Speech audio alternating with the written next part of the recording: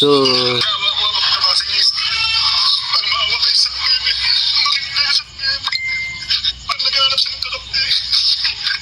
grabe guys. Naumutla siya.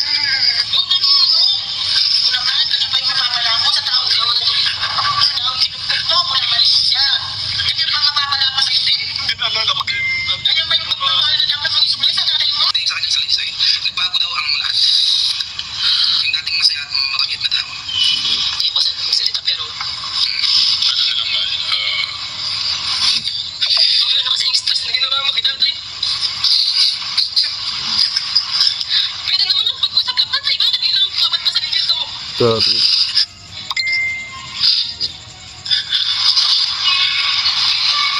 Sinasabi mo na nagbago na. Kaya may nagbago si Tana yung sa'yo. Tinatanggal ko lang yung pag-spoil kasi hindi ka magiging matatag. At saka tinuturo, kumbaga binabago ko na yung mga mali na dapat bilang isang magulang, turuan mo yung mga anak mo na maging marunong.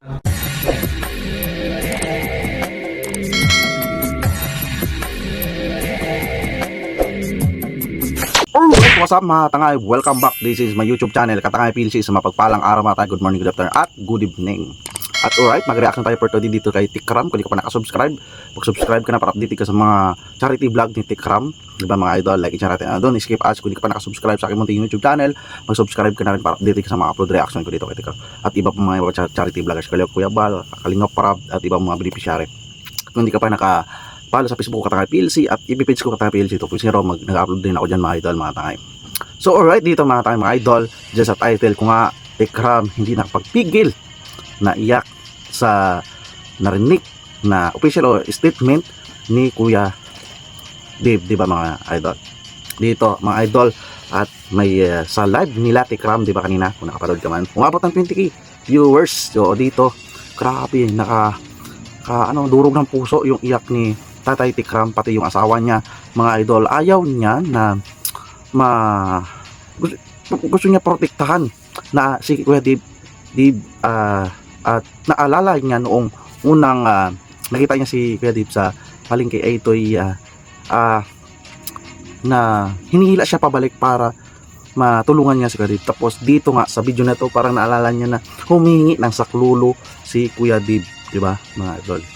Ito mga idol, samahan niyo ko at panoorin natin yung pag-iyak ni Tikram nga mga idol.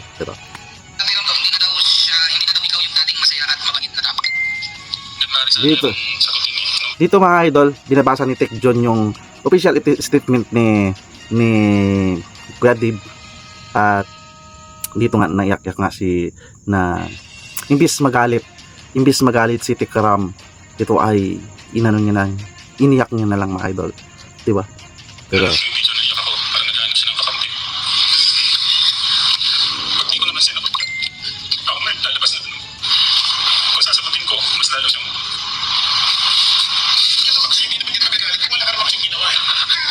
so dito na mga idol, umiyak na. So dito hindi to drama, totoo to, iyak ng bilang ama. Tinuro niya kasi nanak si Dave, di ba mga idol? At dito imbis sakutin niya, iniyak niya na lang ito. At imbis niya si Kuya Dave, di ba? Saramunan, ito ay iniyak niya na lang, di ba?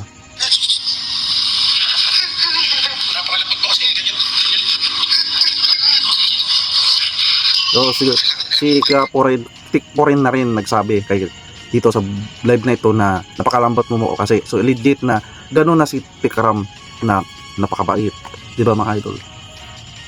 Hindi siya mapanakit, di ba?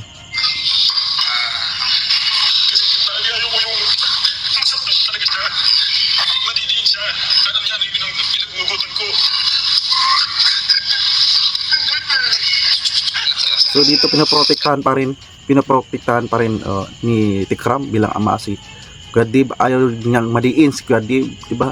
Gusto niyang si Kuya Dave na ialis dito sa sa kanya, dahil noong una pa lang na niya si Dave na sa palengke pa lang dito ay gusto niyang i-survive ulit si Dave.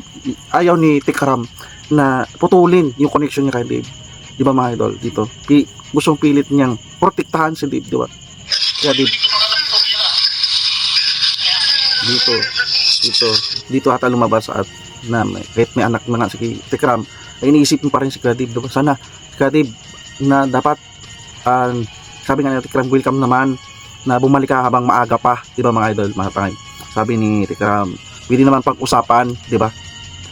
Si Tikram pa nakikiusap, buong pamilya pa ng Tikram nalastas na nakikiusap kay Kuya Dib, diba? Baliktad ito mga idol, mga guys, diba? Yung umaruga pa sa kanya, ang nakikiusap sa kanya. Tuloy man.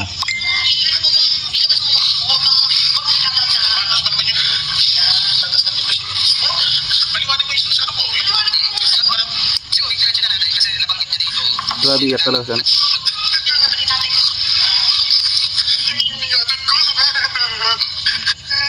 First time ko makita ko si Tikram na ganito umiyak. You know? Nagtaka pa nga yung anak ni Tikram bakit umiyak si Tikram, di ba mga idol? Yan, o tunay na anak niya ni anak ni Tikram, pero di ba? Ninaalala niya pa rin si Kuya Dib, di ba?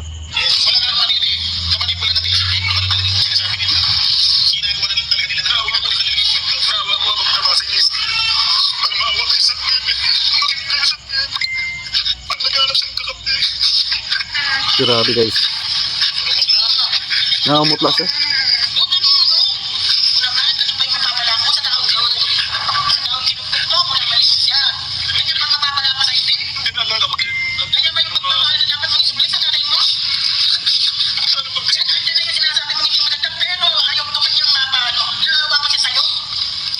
Grabe namutla na siya mga idol. At ito inano na siya ng nanay niya kasi baka ano mangyari sa kanya, di ba idol? Na grabe yung ano niya, protekta pa rin ni Tikram dito kay Kuya Dib. Sana si Kuya Dib ay bumalik na, di ba mga idol? Ay kiusap si Tikram. Iniisip nila ni Tikram yung sinimulan at mawawala lang sa wala na sinimulan, di ba mga idol? Sa kanya naman sa kabutihan niya, di ba mga idol? Sabi nga ni Tikram, magkita nga sila para isa lang ano ba ang kamalian, di ba? Di ba mga idol? Tinatanong ni Tikram. Ito nakita ko mga idol, talagang minahal.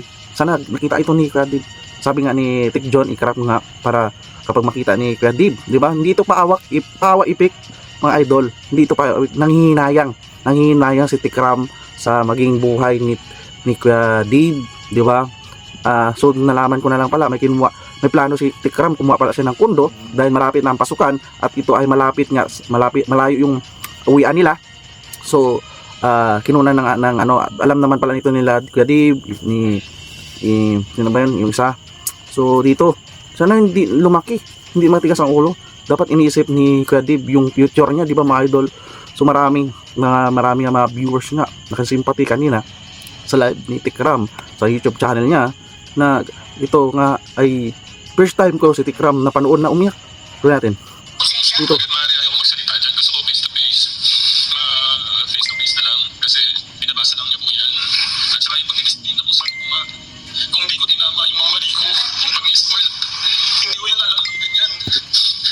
Iyak na pala si Tikram. Grabe. Pag kanina nag-live to sila na tumutulo ang luwa ko guys. So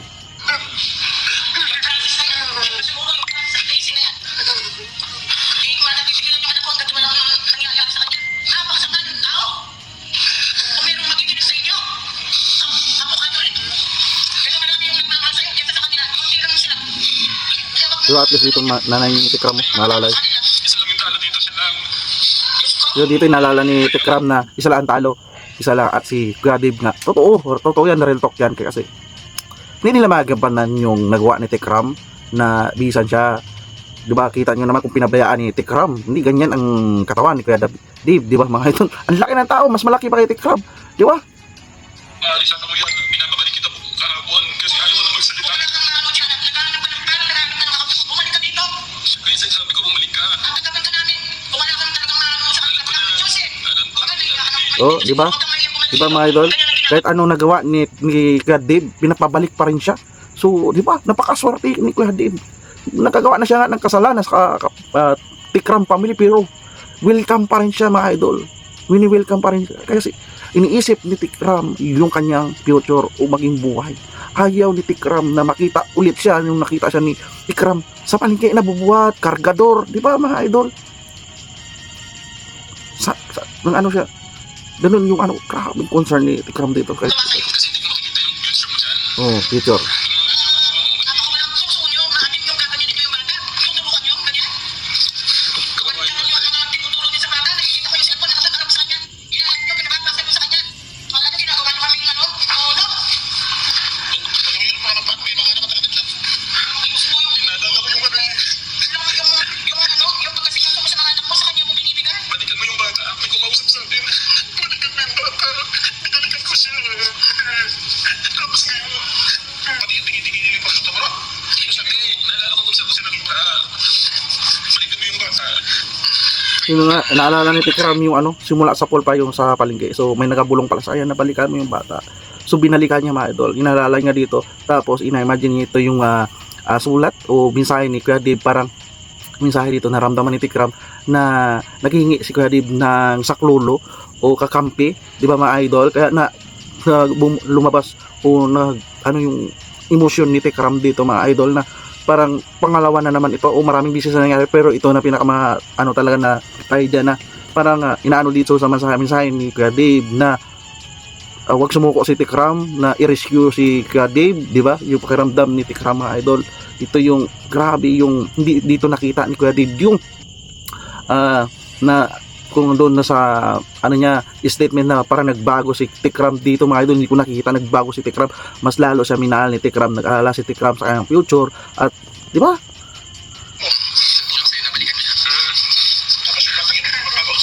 Grabe guys. Ayaw ko magsalita pero gusto mo natutuwa si Casey sa'yo? Hindi ko kaya.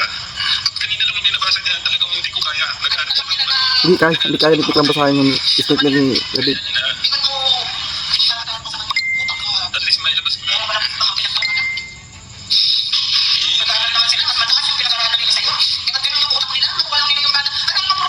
Galit na rin ni Tikram, di ba mga idol?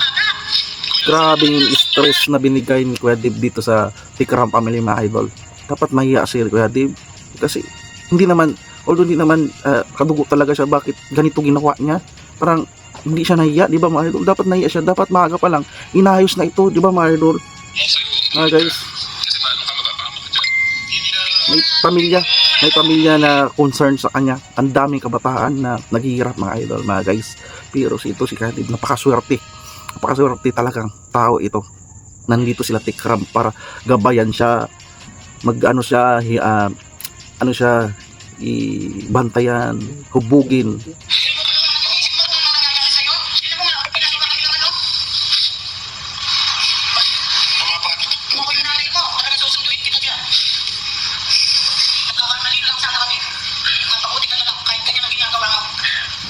Pasensya na po pero ano eh, sumabog na eh kasi ano po eh, yung bata habang binabasa niya talaga kanina na ano ako. Pero siguro hindi ko masasagot lahat, pero pagdidisiplina po bilang tatay, mahirap magpakaama eh. Totoo mga idol. Gusto kong yung bilang isang ama, hiningi ko nga kay God yung ano eh, yung gabay lagi. Pero hindi ko alam anong reason bakit. Pero parang nag-iiba ko na yung reason at purpose kung bakit ito nangyari. Kasi parang hindi siya mabago eh. Parang may mangyari parang araw pagdating ng panahon. Parang ganun yung ano. Grabe yung alala ni Tikram yung reason, anong mangyari sa kay Dave, anong maging tatahakin niya. Iniisip talaga ni Tikram, di ba mga idol? At least mangyari ang dapat mangyari. Ginawa naman natin ang lahat ng ating magagawa. So, magpunta tayo sa statement. Sana sagutin lang naman natin ang pangalan para ito very well detailed muna no. Binanggit dito sa statement na yung kumbaga pinakita na yung dating mabait at mapagmahal na tatay ay iba na, hindi na siya mabait, siya masama na, hindi na siya mapagmahal, hindi na siya, kasi nga po ano na iba na eh. Parang dito sa statement ni Kuya Dave na binabaliktad niya si Tikram na dating mabait ay ito ay hindi na nagbago ng mga idol, di ba? Subuti depende na sa pag-analyze ng viewers, di ba?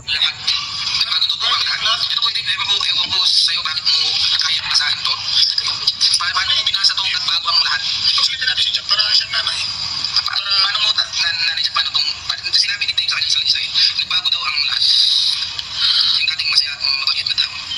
Ayoko sa magsalita pero... Ano na lang, Mai? Wala na kasing stress na ginawa mo kay tatay. Pwede naman ang pag-usap ng tatay. Bakit bilang papat pa sa dito mo? Grabe.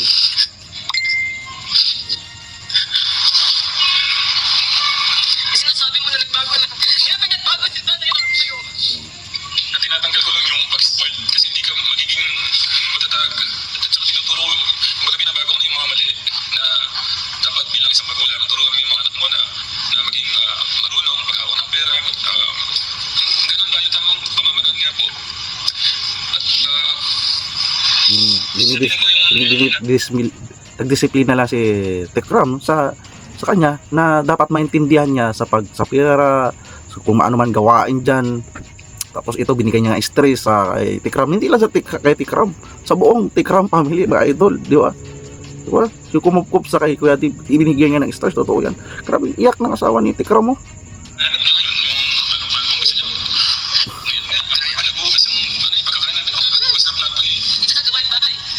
Hmm? yung mga barkada mo, open-open itong bahay. Sa mga ginagawa mo, open-open. Hindi ano mga simpleng bagay na dapat na ginagawa. Sana ninyo. Hindi naman siya nagkitan pala eh. Yung mga barkada niya, welcome dyan. Oo. Binigay lahat ng luho niya. Ginagawa naman kami sa minsan. Sabi ko, hindi na ako sumagot.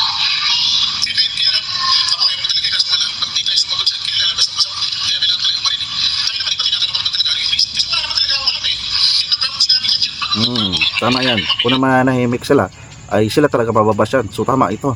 Sinasabi rin nila sa loobin nila Tikram. Diba dahil hindi naman sila Kuya Dib o sino man doon sa likod ni Kuya Dib na pag-usap sa personal, hindi sila naka-communicate. Dito ay nag-ano lang.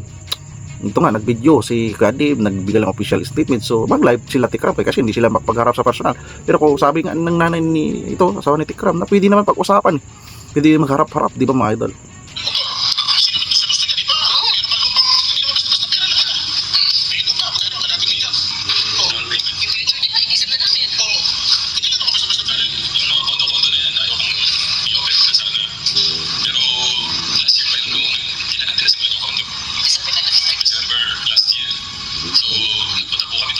So may pinaplano na si Tikram na kondo para sa kanila pala. So last year, December pa may plano. So hindi mo na sana pag-usapan ni Tikram. Grabe yung plano ni Tikram sa kanila. Pero hindi pa rin appreciate, di ba? Naligaw ng landas si Kuya Dib mga idol dahil sa tao na sa likod niya. Grabe kayo nasa likod na ni Kuya Dib. Bakit nagawa niyo? Imbis advisean niyo ng maayos si Kuya Dib. Imbis ano mo niyo si Kuya Dib na maging mabuti yung kanyang kalagayan. Para kayo pa rin naghahila pababa kay Kuya Dib, magbalik siya sa dating pamumuhay niya. Yung sa likod ni Kuya Dib. Dapat si Kuya Dib, patawan ka. Ama, bilang ina, siyempre malapit na yung pasukan. Iniisip namin, kailangan naman simulan yung konto. Tapos 2027, mag-aaral na po kasi sila. Kailangan na-ready na kasi ayaw ko namin silang mapagod sa biyahe. So 2027, tsaka ayaw ni Tikram mapagod. Grabe, pabor na guys. Sino hindi matutuwa dito, may advance yung pag-ano ni Tikram sa kanila. Gusto namin, nasa konto na yun, malapit sa school. Malapit lang para hindi ko sila masyadong mahasil mapagod. Kasi gusto namin makapag-focus na sila sa pag-aaral. Yun yung mga plano namin na alam po ni Kuya Dave yan. Kasama po namin si Kuya Dave, Kuya Luis. Kaya lang, Alam niya rin pala nila.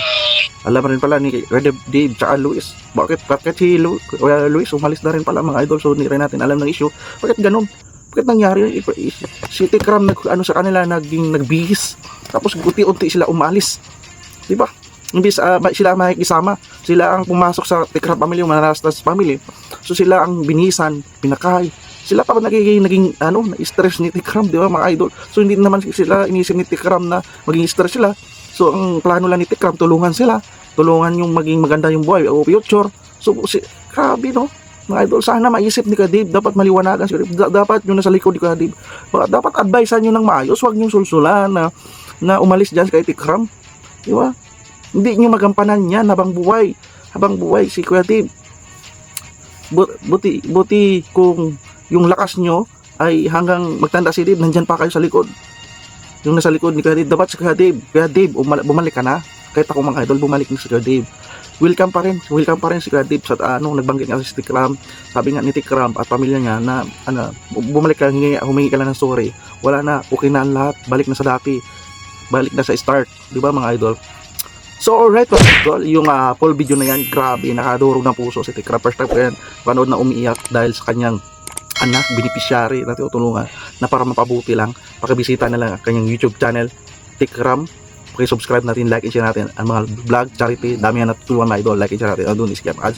Kung hindi ka pa nakasubscribe sa aking munting YouTube channel, mag-subscribe ka na para update ka sa mga upload reaction ko. At hindi ka pa nakapalo sa Facebook ko, Katangay PLC, at ipipage ko Katangay PLC 2.0, magpalo ka na para update ka sa mga upload reaction ko, next reaction ko, at maraming salamat sa panonood, at see you sa next reaction ko, at lagi tayo kita-kita sa reaction, at lagi tayo mag-yan. Adios, bye-bye, thank you.